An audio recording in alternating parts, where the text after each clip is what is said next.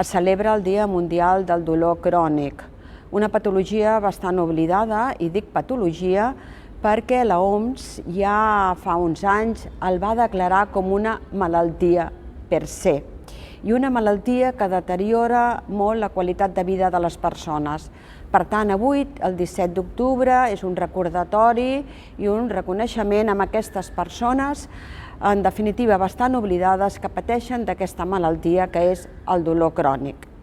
Cada any fa un tema, com pot ser la lumbàlgia, el dolor pediàtric. Aquest any és la difusió de les estratègies de prevenció, tant el que fan els investigadors en recerca, el que fan els clínics tractant aquests pacients o acompanyant aquests pacients i els propis pacients.